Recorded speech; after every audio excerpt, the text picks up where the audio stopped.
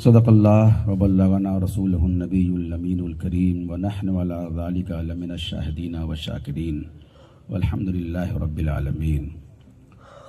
حاضرین مجلس، قابل صد احترام سامعین اعظام، ممبر رسول پہ جلوہ افروز علماء کرام، آپ حضرات کی بارگاہ محبت میں دو چند جملوں کے لیے اپنے مطالعے کا خلاصہ، چند کتابوں کا اتر مجموعہ، تاریخ کے حوالے سے ایک دو گوشے انشاءاللہ آپ کی بارگاہ میں پیش کر کے آپ حضرات کی دعائیں سمیٹتا ہوا اپنی جگہ جاؤں گا، مگر اس سے قبل کہ یہ فقیر اپنی بات کا آغاز کرے، محبت کے ساتھ پیارے آقا حضور اکرم نور مجسم روحی فداہ جناب محمد رسول اللہ صلی اللہ تعالی علیہ وسلم کے حضور نذرانہ درود پیش کیجیے۔ اللہم صلی علی سیدنا مولانا محمد بارک وسلم صلاۃ و سلاما علیک یا رسول اللہ صلی اللہ تعالی علیہ وسلم۔ پردہ ذہن پہ ایک سال اور اس کے پیچھے کئی سال کا منظر ابھر رہا ہے۔ کاش آج ہمارے درمیان شیر اہل سنت، محافظ مسلک اعلیٰ حضرت علامہ مولانا الشاہ سید حسینی میاں صاحب قبلہ جلوہ افروز ہوتے تو یقیناً آج وہ اسٹیج پہ رونق افروز ہوتے، ہماری نگاہیں ان کے جلوہ زیبا کی تلاوت کرتی اور ہم اپنی نگاہوں میں نور بھرتے۔ کل عرس چہلم ہے، ہم پر یقیناً ان کے احسانات ہیں۔ انہوں نے بڑی قد و کاوش سے، جواں مردی سے، حوصلے سے، قلم کے ذریعے، تقریر کے ذریعے اور نوجوان نسلوں کی حوصلہ افزائی کے ذریعے ہم پر احسان کیا ہے۔ ہم سب اپنے اپنے طور پہ ان کی بارگاہ میں نیاز پیش کریں، یہ ان کا ہم پر جو حق ہے اس کی ادائیگی ہوگی۔ ان کے جانے کے بعد جو خلا پیدا ہوا ہے، یقیناً اب وہ جگہ تو پر نہیں ہوگی کہ فارسی میں کہا گیا ہر کے رفت جائے وہ خالی شد، جو چلا گیا اس کی جگہ خالی ہو گئی، مگر اب جو لوگ بچے ہیں وہ ہمارے لیے بڑے قابل قدر ہیں۔ کسی نے ایک شعر کہا تھا کہ ڈوبتے دیکھے ہیں ان آنکھوں سے اتنے آفتاب، ڈوبتے دیکھے ہیں ان آنکھوں سے اتنے آفتاب، روشنی کے نام سے بھی اب لرز جاتا ہوں میں۔ تو اب جو علماء ہمارے درمیان ہیں وہ سب ہمارے دل کا سکون ہے، ہمارا مذہبی مستقبل ہے۔ مذہب کا تحفظ، دین کی صیانت، بدعقیدوں کی رد و تردید، یہ ان کے دم سے ہے۔ ہمارا یہ فریضہ بنتا ہے کہ ان کی دل آزاری کے بجائے ان کی دلداری کریں، ان کی روح کی اذیت کا سامان بننے کے بجائے ان کے دل، ان کے دماغ اور ان کے روح کی تابندگی کا سامان بن جائیں۔ ان میں سے کتنے چہرے یہاں موجود ہیں؟ یقیناً یہ سارے چہرے وہ ہیں جو آپ کے لیے دنیا سے لے کر آخرت تک کام آنے والے چہرے ہیں۔ جو لوگ بچ گئے انہیں آپ انگلیوں پہ گن سکتے ہیں۔ کل جن کی صدارت ہونی تھی حضرت فقیہ ملت مفتی ناظر اشرف صاحب قبلہ، حضرت مفتی ناظم صاحب قبلہ، حضرت مفتی ضمیر صاحب قبلہ، حضرت مفتی ضمیم صاحب قبلہ، حضرت مفتی مستقیم صاحب قبلہ، حضرت مفتی راحت صاحب قبلہ، یہ جو چہرے یہاں نظر آ رہے ہیں یقیناً یہ وہ چہرے ہیں جنہوں نے اپنی قد و کاوش کا محور مسلک اعلیٰ حضرت کو بنایا ہے۔ اور مسلک اعلیٰ حضرت کا مطلب یہ ہے کہ وہ ہماری جائے پناہ ہے، وہ محفوظ ہیں تو ہم محفوظ ہیں، اور اس کے تحفظ کے لیے ان کا محفوظ رہنا ضروری ہے۔ اللہ تبارک و تعالی ہمارے سروں پہ ہمارے ان علماء کرام کا سایہ قائم رکھے، اور ان علماء کے ساتھ اگر شہزادہ غوث جیلانی ہمارے درمیان ہوں تو یقیناً جتنے علماء ہیں یا آپ ہیں ان تمام کو ایک نئی توانائی ملتی ہے کہ ہم وہ ہیں کہ ہمارے درمیان ایک وہ توانائی بھی ہے جو اپنی نگاہوں سے دوسروں کو توانا کرنا جانتی ہے۔ اللہ تبارک و تعالیٰ ان کا سایہ علم و فضل بھی ہم پر قائم رکھے۔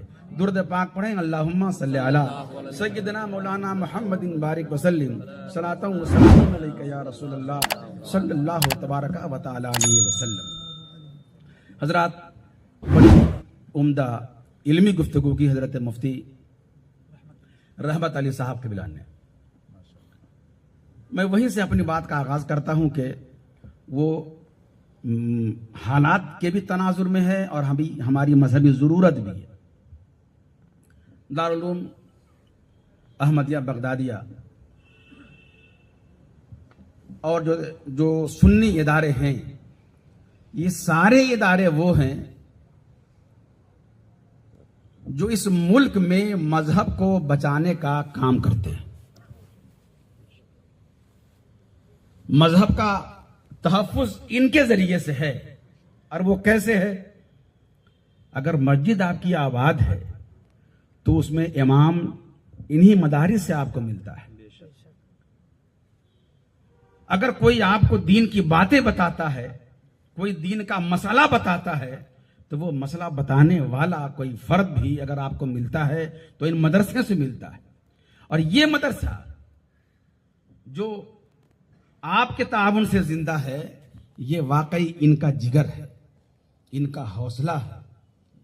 یہ انہی کا کام ہے کہ یہ اپنے نفس سے جنگ کر کے آپ کی بارگاہ میں جاتے ہیں۔ کبھی نہیں دیکھا ہوگا آپ نے کہ ہمارے علماء آپ کے پاس گئے ہوں، انہوں نے اپنے گھر کا رونا رویا ہو کہ آج میرے گھر میں کھانا نہیں بنا ہے، میرا بچہ بھوکا ہے، میرے گھر میں دنیا تنگ ہو گئی ہے۔ انہوں نے کبھی نہیں کہا ہوگا۔ یہ آپ کے پاس گئے مگر اتنا کہا، قوم کے بچوں کے لیے میں آپ کی بارگاہ میں آیا، قوم کے بچوں کو عالم بنانا ہے، قوم کے بچوں کو حافظ بنانا ہے۔ اور اگر دیکھیں تو یہ جو رپورٹ آئی تھی کانگریس کے دور میں کہ مسلمانوں میں شرح تعلیم کیا ہے، تو سب سے زیادہ ناخواندگی اگر کسی قوم میں آئی تھی تو وہ مسلم قوم تھی۔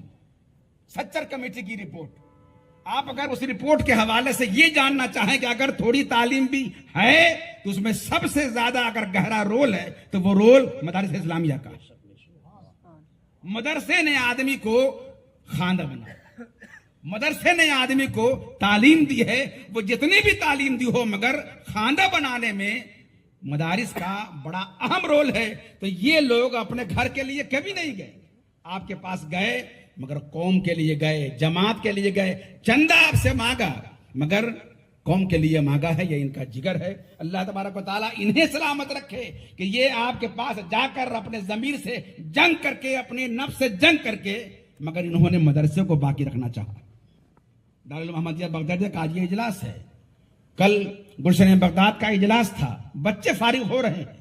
یہ اس بات کی علامت ہے کہ انہوں نے یہ طے کر لیا ہے نفس سے جنگ کرنی پڑے گی، کریں گے، مگر ہم وہ جو عہد کر رکھا ہے ہم نے کہ اس ملک میں مذہب کا چراغ جلائے رکھیں گے، سنیت کی شمع فروزہ رکھیں گے اور دین کے مشن کو ہم جاری رکھیں گے، تو اللہ تبارک و تعالیٰ ان کے حوصلے بلند رکھے۔ اور آپ نے جو کچھ تعاون کیا ہے، خدا پاک آپ کے تعاون کے سلسلے کو بھی باقی رکھے۔ میں اب یہاں آ کر ایک بات عرض کرنا چاہوں گا۔ اعلیٰ حضرت نے جو کچھ ہمیں دیا ہے اس کا ایک اہم رخ وقت کا صحیح استعمال، وقت کا صحیح استعمال۔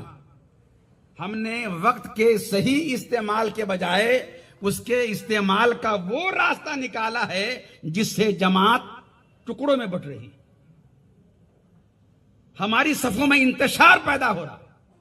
استعمال وقت کا تو ہے مگر ایسا استعمال ہے جو مثبت ہونے کے بجائے منفی ہو گیا، جماعت کی تقویت کے بجائے جماعت میں انتشار پیدا ہو گیا۔ وقت کا صحیح استعمال چاہیے۔ اگر وقت کا صحیح استعمال آپ نے کر لیا تو یقین جانیے وقت ایک ایسی تلوار ہے، اگر آپ نے اس کو استعمال کر لیا تو آپ کامیاب ہیں، اور آپ نے اگر اسے استعمال نہیں کیا تو وقت خود ہی ایسی تلوار ہے جو آپ کو ختم کر دے گی۔ مگر یہ تجزیہ بتاتا ہے کہ بڑی فراوانی سے، سخاوت کے ساتھ اگر کوئی قوم وقت کو ضائع کرتی ہے تو وہ قوم مسلم ہے، بڑی فراوانی کے ساتھ۔ ہم اگر خود آنکھ بند کر کے اپنی مصروفیات کا جائزہ لیں تو برملا ہمیں یہ احساس کرنا پڑے گا کہ ہم نے بھی وقت کا وہ استعمال نہیں کیا جو ہمارے پرکھوں نے کیا۔ آپ نے اگر واقعی اپنے پرکھوں کو پڑھا ہوتا، رونا تو اسی بات کا ہے کہ ہم نے اپنی تاریخ نہیں پڑھی ہے، رونا تو اسی بات کا ہے کہ ہم نے اپنے پرکھوں کے کارنامے نہیں پڑھے۔ کارنامے نہیں پڑھنے کی وجہ بھی ہے کہ یا تو ہماری تاریخ عربی زبان میں ہے، ہمیں عربی نہیں آتی، یا تو ہماری تاریخ فارسی زبان میں ہے، ہمیں فارسی نہیں آتی، یا پھر ہماری تاریخ اردو زبان میں ہے اور اردو پڑھتے ہوئے ہمیں شرم آتی ہے۔ یاد رکھیے گا، عربی ہماری مذہبی زبان ہے، فارسی ہماری ثقافتی زبان ہے، اردو ہماری مادری زبان ہے۔ اگر ہم نے ان زبانوں میں سے کسی زبان سے بھی اپنا تعلق گہرا نہیں رکھا تو یاد رکھیے گا، جس قوم کی زبان مر جاتی ہے وہ قوم مر جاتی ہے۔ یہ جو دانستہ اس ملک میں ہماری زبان کو مارنے کی کوشش ہو رہی ہے، یہ بلا وجہ نہیں ہے۔ یاد رکھیے گا، اسپین کی تاریخ 800 سالہ ہماری تاریخ ہے۔ اقبال نے مسجد قرطبہ پر جو مرثیہ لکھا ہے وہ اس ملک کی مسجد کا مرثیہ ہے جہاں 800 سال تک مسلمانوں نے حکومت کی تھی، مگر آج پورا کا پورا ملک عیسائیوں کے قبضے میں۔ آپ کو کیا لگتا ہے کہ بڑی آسانی سے مسلمانوں نے اپنا وہ ملک چھوڑ دیا ہوگا؟ نہیں، بھولے ہیں رفتہ رفتہ انہیں مدتوں میں ہم، قسطوں میں خودکشی کا مزہ ہم سے پوچھیے۔ ہم نے اپنی تاریخ نہیں پڑھی ہے، مگر جو اس ملک کی باغ ڈور آج سنبھالے ہوئے ہے اس نے ہماری تاریخ پڑھی ہے۔ یہودیوں نے انہیں بتایا ہے کہ ہم نے جس طرح اسپین سے مسلمانوں کو نکالا تھا، تم اگر چاہو تو اسی تجربے کو استعمال کر کے اس ملک کے مسلمانوں کو بھی پسماندہ بنا سکتے ہو اور انہیں زندہ رکھ کر بھی انہیں مار سکتے ہو، اور وہ اپنا کام کر رہے ہیں۔ یہ جو دیکھا ہوگا آپ نے 1992 سے لے کر آج تک، وہ جو عراق پہ حملہ ہوا تھا، اس کے بعد یہ اردن ہے، شام ہے، یمن ہے، سب پہ حملے ہو رہے ہیں۔ آپ اگر واقعی گہرائی سے تجزیہ کریں گے تو یہ اندازہ ہوگا کہ جتنی جنگیں ہوئی ہیں یہ ساری کی ساری جنگیں مسلم ممالک میں ہوئی ہیں، کہیں اور نہیں ہوئی۔ ساری جنگیں وہی، سارے حملے وہی ہوئے۔ کیوں؟ اس لیے کہ یہودیوں نے مطالعہ کیا ہماری تاریخ کا اور بڑی گہرائی سے جائزہ لیا کہ آخر کیا بات ہے۔ 313 یہ تھے، 1000 ہم تھے، مگر یہ غالب آئے، ہم مغلوب ہو گئے۔ جنگ احد میں، جنگ احد کا عالم یہ رہا کہ یہ کم تھے، ہم زیادہ تھے، پھر بھی غالب ہو رہے، ہم مغلوب ہو گئے۔ یہ تو ایک الگ سانحہ ہوا کہ حضور پاک نے جس پہاڑی پہ ایک دستہ تیر اندازوں کا کھڑا کیا تھا، انہوں نے اپنا راستہ بدل لیا تو پیچھے کے راستے سے حملہ آور ہوئے اور جیتی ہوئی جنگ مسلمان ہار گئے۔ مگر بہرحال جو اس جنگ کا پہلا منظرنامہ ہے کہ کم ہو کر بھی مسلمان غالب آ گئے، ایسے ہی ساری جنگوں کا معاملہ۔ یہودیوں نے سوچا کہ آخر کیا بات ہے، اسلحہ ہمارے پاس، فوجی اکثریت ہمارے پاس، پھر بھی یہ جنگ جیتتے ہیں، ہم ہارتے ہیں۔ تو اب یقین جانیے گا، انہوں نے 4 نشستوں کے بعد جو تجزیہ کیا تھا وہ یہ تھا کہ اس مسلمان کی توانائی 3 طرح ہم ختم کر سکتے ہیں۔ 3 طرح۔ ایک، مسلمانوں کی 1/3 آبادی کو ختم کر دو، 1/3 آبادی ختم کر دو۔ یہ جو حملہ ہو رہا ہے یہ عراق پہ، اردن پہ، شام پہ، یمن پہ، فلسطین پہ، یہ دانستہ اسی منشور کا حصہ ہے کہ مسلمانوں کو تہہ تیگ کر دو۔ دوسرا یہ تھا کہ محمد عربی کی لاش کو معاذ اللہ ان کے روزے سے نکال کے کہیں اور لے جاؤ، اس لیے کہ وہی ایسا پاور ہاؤس ہے کہ وہیں سے انہیں توانائی ملتی ہے۔ آپ کو یاد ہوگا جنہوں نے تاریخ پڑھی ہے، نورالدین زنگی کے زمانے میں غالباً 555 ہجری کا زمانہ ہے، یہودیوں نے عیسائیوں نے یہ کام بھی کر لیا تھا۔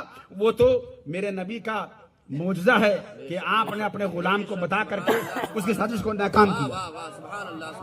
تیسرا مرحلہ آتا ہے، تیسرا مرحلہ، اور یہ سب سے بڑی توانائی ہے۔ اگر اس قوم کو مارنا ہو، اس قوم کی توانائی کہیں باہر سے نہیں آئی ہے، بلکہ اس قوم کی توانائی کا نام عشق رسول ہے۔ اگر اس قوم کو مارنا ہو تو اس کے دل سے عشق محمدی کو نکال دو۔ یہ جذبہ اگر ان کے اندر سے نکل گیا، یہ کھڑے رہیں گے مگر یہ مردہ ہوں گے، یہ چلیں گے بھی مگر مردہ رہیں گے، یہ پڑھیں گے پڑھائیں گے بھی مگر یہ مردہ رہیں گے۔ یہی وجہ ہے کہ امام احمد رضا نے ان کی تاریخ پڑھ لی، ان کی ذہنیت پڑھ لی، ان کا نظریہ پڑھ لیا، اور انہوں نے جو اپنی زندگی کا مقصد اولی بنایا تھا وہ تحریک عشق رسالت تھا۔ کیوں؟ اس لیے کہ اگر ہم نے اس جذبے کو بچا لیا تو ہم اپنی قوم کو بچا لیں گے۔ تو یہ جو تحریک عشق رسالت ہے، تحریک تحفظ عشق رسول ہے، یہ مشن تھا اعلیٰ حضرت کا۔ تاریخ ہم نے نہیں پڑھی مگر غیروں نے ہماری تاریخ پڑھی، اور غیروں نے اسی تاریخ کو پڑھ کر کے اس ملک میں ہمیں کیسے پسپا کر سکتے ہیں، انہوں نے اسے زمین پہ اتارنے کی کوشش شروع کر دی۔ زبان کا تعلق بھی اسی سے ہے۔ اس لیے میں یہ عرض کروں گا کہ میرے دوستوں، میرے بھائیوں، میرے بزرگوں، اپنی زبان سے، علاقائی زبان آپ کی اپنی ہے مگر وہ زبان آپ کی علاقائی زبان سے انہیں کوئی بیر نہیں ہے۔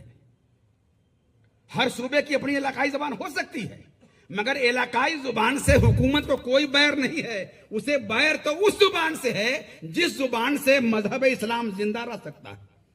اس لیے اس زبان کو ماننے کی جو کوشش کرتے ہیں، اور جس زبان کو ماننے کی وہ کوشش کریں، آپ کا فرض بنتا ہے کہ آپ اس زبان کو توانائی فراہم کرنے کی پوری کوشش کریں۔ میں نے عرض کیا تھا کہ وقت کا صحیح استعمال چاہیے۔ یہ جو ڈرتے ہیں مدرسے سے، پابندی لگاتے ہیں مدرسے پہ، اور ہم یہ عرض کریں گے اپنے علماء کرام سے کہ وہ دن آپ بھول جائیں کہ بڑی آسانی سے آپ جہاں چاہیں گے مسجدیں قائم کر لیں گے اور جہاں چاہیں گے آپ مدرسے قائم کر لیں گے۔ نہیں، بلکہ مدرسہ قائم کرنے سے پہلے اپنی جڑ کو اتنی مضبوط کیجئے کہ اگر گورنمنٹ کی جانچ کمیٹی آ بھی جائے تو وہ آپ کے کاغذات کو دیکھ کر کے شرمندہ لوٹ جائے۔ بہت ضروری ہے آپ کے لیے، اگر مسجدوں کو بچانا ہے اور مدرسے کو بچانا ہے تو ہوا محل پہ مدرسے تعمیر کرنے کے بجائے اپنے کاغذات کو پختہ کیجئے۔ اور بہت مشکل نہیں ہے، جو مدرسہ ہے اسی مدرسے کے نام سے آپ ٹرسٹ بنا لیجئے۔ ٹرسٹ کا مطلب یہ ہے کہ وہ گورنمنٹ کی نگاہ میں ہے۔ 3 سال کے بعد آپ اس کی آڈٹ کرائیں گے، اور ہر سال آڈٹ کراتے رہیں گے کتنی آپ کی آمدنی ہے، کتنا خرچ ہے، اور کہاں کہاں آپ کون سا کام کر رہے ہیں۔ وہ آئینہ رہے گا، یہ وہ محفوظ پناہ گاہ ہوگی۔ کوئی لاکھ چاہے آپ کے مدرسے کی جڑ کو اکھیڑنا، وہ ناکام ہو جائے گا اور آپ کامیاب رہیں گے۔ انہیں معلوم ہے کہ یہ مدرسہ باقی رہے گا، مجاہد پیدا ہوتے رہیں گے۔ مدرسہ باقی رہے گا، مصنف پیدا ہوتے رہیں گے۔ اگر مدرسہ باقی رہے گا، مفسر پیدا ہوتا رہے گا۔ مدرسہ باقی رہے گا تو دین اسلام کو زندہ رکھنے والا غازی پیدا ہوتا رہے گا۔ اس لیے پہلا کام یہی کرو کہ مدرسے ہی پر ایسی تلوار چلاؤ کہ یہ مدرسہ بند ہو جائے اور بڑی آسانی سے ہمیں اپنے کام کرنے کا موقع مل جائے۔ انہوں نے ایک تاریخ اور پڑھی ہے، اور وہ کیا پڑھی ہے؟ انہوں نے یہ پڑھا ہے کہ یہ وہ علماء ہیں کہ اگر مدرسے میں ہیں تب بھی کام کریں گے، مسجد میں ہیں جب بھی کام کریں گے، اور انہیں اگر جیل میں ڈال دو جب بھی جیل جا کر کے یہ اپنے مقصد سے روگردہ نہیں ہوں گے، بلکہ وہاں بیٹھ کر کے بھی یہ اپنے مذہب، اپنی جماعت اور اپنے مسلک ہی کا کام کریں گے۔ اگر آپ کو تاریخ چاہیے تو چلیے میں آپ کو اوپر سے لاتا ہوں۔ حضرت صاحب مبسوط سرخسی، جنہوں نے کل میں نے ایک نام لیا تھا حضرت امام حاکم کا، انہوں نے ان کی کتاب کی پھر شرح لکھی، مگر کہاں لکھی؟ آپ کو حیرت ہوگی، آپ کو حیرت ہوگی کہ اس وقت کے حاکم نے انہیں کنویں میں ڈال دی، سزا دی، کنویں میں ڈال دی۔ اس سے پہلے مجھے ایک بات اور یاد آ رہی ہے. ہمارے یہاں بعض لوگ دیکھتے ہیں کہ فلاں عالم نے ایسا فرما دیا, انہوں نے ایسا فرما دیا, ان کا حکم تو یہ ہے.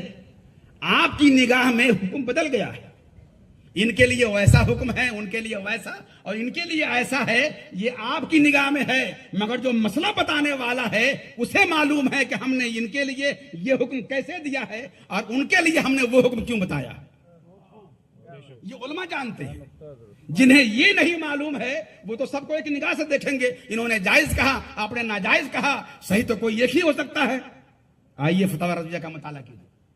اعلیٰ حضرت کے خلیفہ ہیں, پٹنہ میں انتقال کر گئے, قاضی عبد الوحید فردوسی. انہوں نے ایک سوال بھیجا حضرات کی بارگاہ میں, حضور مزارات پہ عورتوں کے جانے کے سلسلے میں آپ نے منع فرمایا, لیکن حضرت علامہ فضل رسول بدایونی علیہ الرحمہ نے جائز کہا ہے.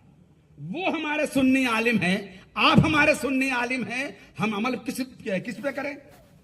ان پر, ان کے فتوے پر عمل کرتے ہیں تو آپ کے فتوے کی خلاف ورزی ہوتی ہے, اور اگر آپ کے فتوے کو رہنما بناتے ہیں تو ان کا قول جھوٹا ہوتا ہے. ہم نے اپنے علاقے کے علماء سے رجوع کیا, تشفی نہیں ہو پائی, اس لیے آپ کی بارگاہ میں یہ استغاثہ پیش کیا ہے. اس کا مطلب یہ کہ جب علماء سے مسئلے حل نہیں ہوتے تھے تو آخر میں اعلیٰ کی بارگاہ میں مسئلہ پوچھا. ہم نے اور دیگر علماء سے یہ مسئلہ پوچھ لیا, تشفی نہیں ہوئی, اب آپ کی بارگاہ میں آیا ہوں. آپ نے فتاوی رضویہ جو مترجم ہے اس کی 29ویں جلد میں دیکھیے گا, لکھا ہے 11:59 ہوا, چاہتے ہیں کہ ابھی تراویح کی نماز پڑھ کر کے آیا ہوں, آپ کا جواب لکھنے بیٹھا ہوں.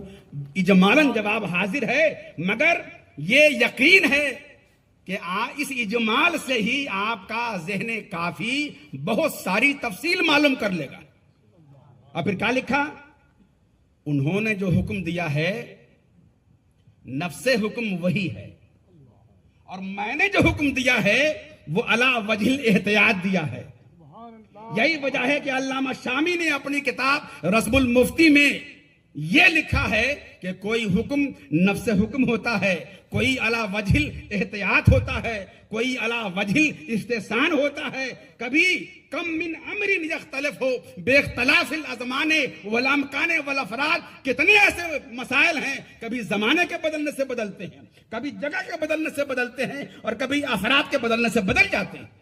یہ اوروں کو نہیں معلوم ہوگا مگر علماء کو معلوم ہوگا. آپ کی نگاہ میں سب ایک ہوگا, مگر جنہوں نے فتویٰ بتایا ہے انہیں معلوم ہے. حضرت امام ابی یوسف ہی کی بارگاہ میں غالباً لگا رہا ہوں, انہی کی بارگاہ میں آپ درس دے رہے ہیں. ایک آدمی آیا, ماتھے پہ شکن ہے, چہرے پہ لالی ہے, غصے میں وہ بالکل آگ بگولا ہو رہا. حضور قاتل کی توبہ قبول ہے؟ آپ نے اس کا چہرہ دیکھا, فرمایا نہیں. وہ چلا گیا.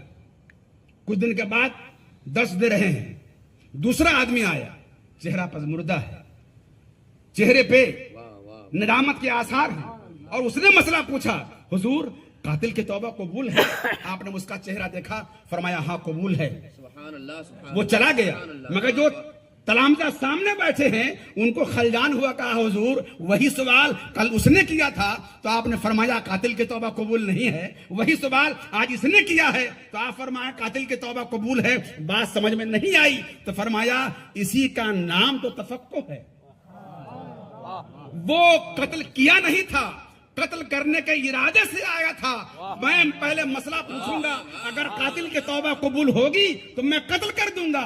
میں نے یہ بتا کر کے کہ قاتل کی توبہ قبول نہیں ہے, اسے میں نے قتل کرنے سے روک دیا, اور یہ قتل کر کے آیا تھا.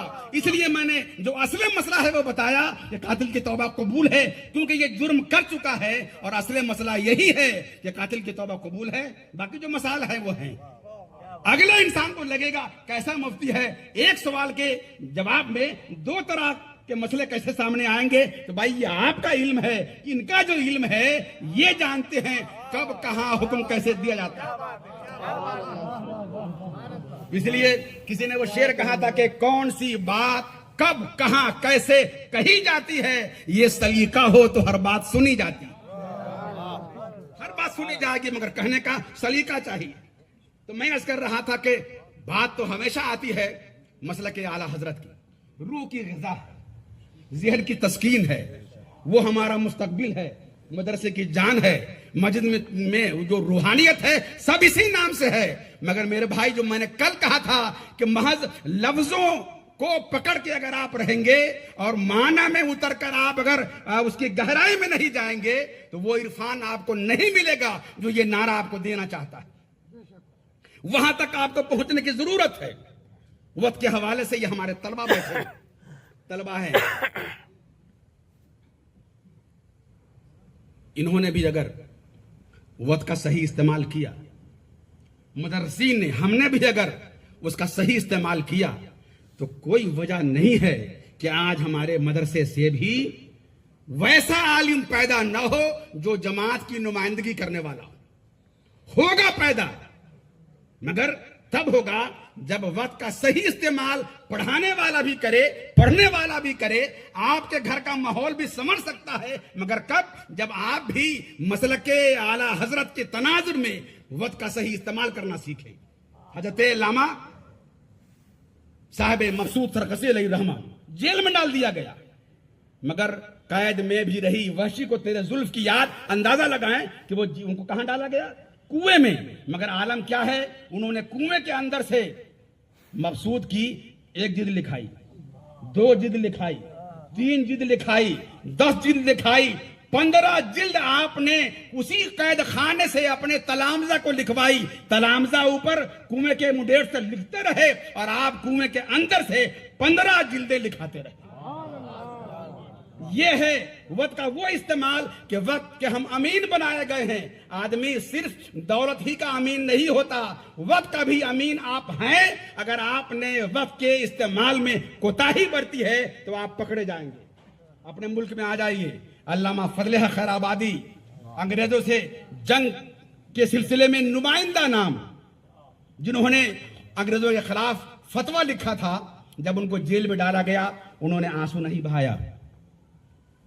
گھر کے بڑے مالدار تھے، اہل ثروت تھے، زندگی تعیش میں گزرتی تھی علمی کام کرنے کے ساتھ ساتھ، مگر جب انہیں کالا پانی بھیجا گیا تو کالا پانی میں آپ نے آنسو بہانے کے بجائے ایک کتاب لکھی، اس کا نام تھا الثورۃ الہندیہ، اس کا اردو نام ہے باغی ہندوستان۔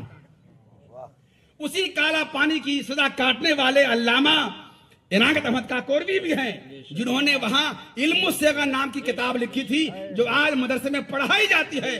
کوئی ایسا مدرسہ نہیں ہے جہاں علم صرف کی یہ کتاب پڑھائی نہ جاتی ہو، مگر یہ کتاب لکھی کہاں گئی؟ جیل میں۔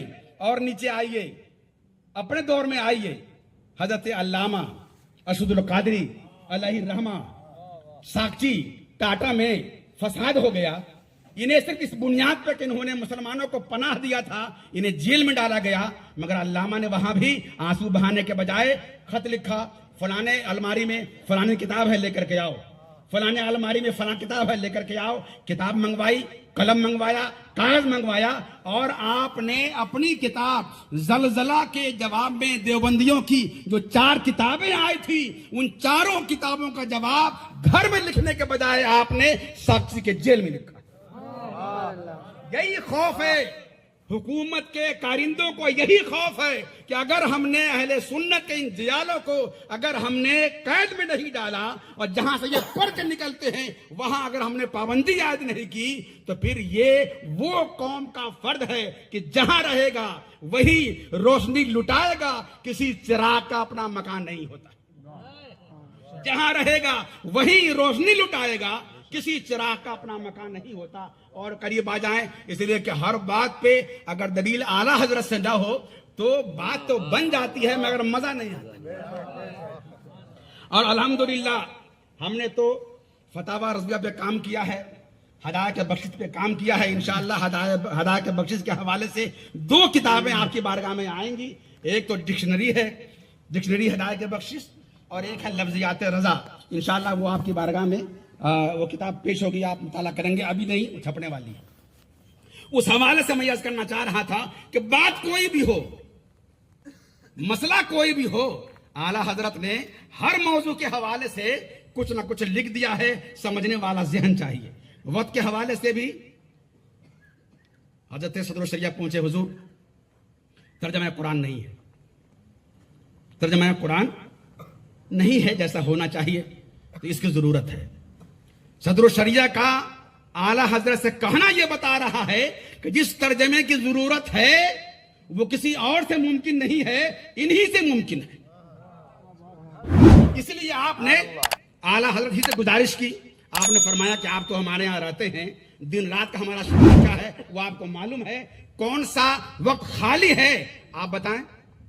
एक वक्त बचता है कलूले का जो सुन्नत है, उस वक्त आप अगर चाहें वो वक्त भी लेना तो मैं वो देने को तैयार हूं।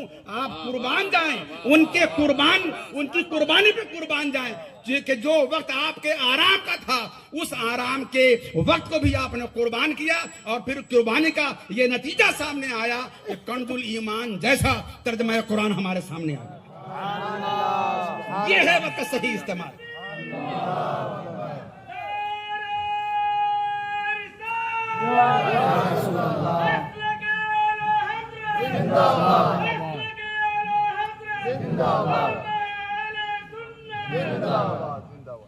आला हजरत का एक सफर जबलपुर है, एक किताब है हजरत बुरहान मिल्लत की इकराम इमाम अहमद रजा, वो भी देख ले।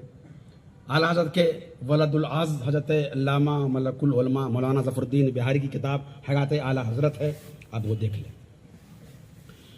एक खादिम खास हैं आला हजरत के जिनका नाम है हाजी कफ़ायतुल्लाह, खादिम खास हैं, आलिम नहीं है, मगर जो वाक़या बयान करना है उससे पहले एक छोटा सा वाक़या बयान कर दो, इजाज़त है? छोटा सा वाक़या। आला हजरत की सोहबत भी आप आदमी को आलिम बनाती। आलिम जाए तो वो बड़ा आलिम बन जाए, लेकिन अगर कोई आलिम नहीं है उनकी सोहबत में बैठने वाला भी आलिम हो जाता है। हजरत हाजी कफ़ायतुल्लाह साहब, उनके बारे में फरमाया, एक बार नाराज होकर फरमाया, ये हाजी कब्र में भी मेरा पीछा नहीं छोड़ेगा। तो वाकई आलम यह है कि जहां आला हजरत हैं 35 में वही उनका मजार है। जो जुबान से निकल गया था वो भी पूरा हो गया, 35 में मजार है। वही हाजी साहब हैं बैठे हुए, एक मसला आया बड़ा संगीन, हुजूर अलैहिस्सलाम हैं, मुफ्ती आजम हैं, सदरुल शरिया हैं, मलकुल उलमा हैं, बुरहान मिल्लत हैं, सब सरगर्दा हैं, इसका जवाब क्या होगा। बड़ी कोशिश की, कुछ समझ में नहीं आया उस वक्त। तो उन्होंने कहा कि जरा बुलाइए हाजी साहब, देखिए इल्म सोहबत कैसे इल्म देती है, जरा बुलाइए हाजी साहब को। हाजी साहब बुलाए गए। हाजी साहब जरा ये बताइए कि कभी इस तरह का कोई मसला आया था आलात की बारगाह में? क्योंकि उस वक्त फतावा रज़विया मखतूता था, छपा हुआ नहीं था, कलमी था। आपको याद आता है कि इस नौइयत का कोई सवाल आया हो आलात की बारगाह में? तो उन्होंने कहा कैसे हजरत करके, हाँ याद तो आता है कि फलां जगह से एक सवाल आया था। तो क्या जवाब था? तो आप लोग तो खुद ही आलिम हैं, मगर याद पड़ता है कि आला हजरत ने ये जवाब लिखवाया था। कहाँ होगा? तो वो फतावा रज़विया कलमी के फलां जिल्द में होना चाहिए। जब वो कलमी जिल्द निकाली गई, खोला गया, तो जो बताया था हाजी साहब ने वो मसला मिनो अन वही उसी किताब में उसी जिल्द में लिखा हुआ मिल गया। तो सोहबत भी आलिम बनाती। वही हाजी साहब बैठे हुए हैं, सफर है जबलपुर का, सामने हाजी साहब हैं, इधर आला हजरत है, सफर जारी है। हाजी साहब कहते हैं कि मैंने देखा कि आला हजरत का कलम खामोश है, हाथ में कोई किताब नहीं है, जुबान पे भी कोई विर्द भी नहीं है, एकदम खामोश है, न मुताला है, न कोई विर्द है, न नींद है, कुछ भी नहीं है, आप एकदम खामोश हैं। तो मेरे दिल के अंदर ये बात आई कि मुजद्दिद का कोई वक्त तो खाली नहीं होता है। आखिर मुजद्दिद तो हैं, पूरी दुनिया ने माना है, मगर ये खामोशी कैसी है? इसी 605 में सफर तमाम हुआ, पहुंचे बुरहान मिल्लत के घर। जैसे ही हुजरे में गए, आराम से बैठे, फरमाया हाजी साहब जरा कागज कलम लाइए। کاغذ قلم لایا گیا, آپ نے لکھنا شروع کیا, ٹھنڈا ٹھنڈا میٹھا میٹھا پیتے یہ ہیں پلاتے ہم ہیں, کٹھن زنا تک کس کی رسائی, آتے یہ ہیں جاتے یہ ہیں. اور پھر جواب دیا حاجی صاحب کو, حاجی صاحب ٹرین میں بیٹھا ہوا تھا, یہ اشعار القا ہو رہے تھے. یعنی وہ وقت بھی نہ قلم ہل رہا ہے, نہ ہاتھ ہل رہا ہے, نہ کوئی ورد ہے. ایسے عالم میں بھی امام رضا ہیں کہ ان کا وقت وہ خالی نہیں جا رہا ہے. تو میرے دوستو, مسلک اعلیٰ حضرت کے نعرے کا ایک تقاضا یہ بھی ہے, دن ہو کہ رات ہو, صبح ہو کہ شام ہو, کسی وقت بھی اپنے آپ کو خالی مت رکھیں. مسلک اعلیٰ حضرت یہ ہے کہ آپ وقت کا صحیح استعمال کریں. آپ نے اگر وقت کا صحیح استعمال کر لیا تو آپ یقین جانیں قفس کی تیلیوں سے لے کر شاخ آشیاں تک ہے, میری دنیا یہاں تک ہے, میری دنیا وہاں تک ہے. السلام علیکم ورحمۃ اللہ وبرکاتہ.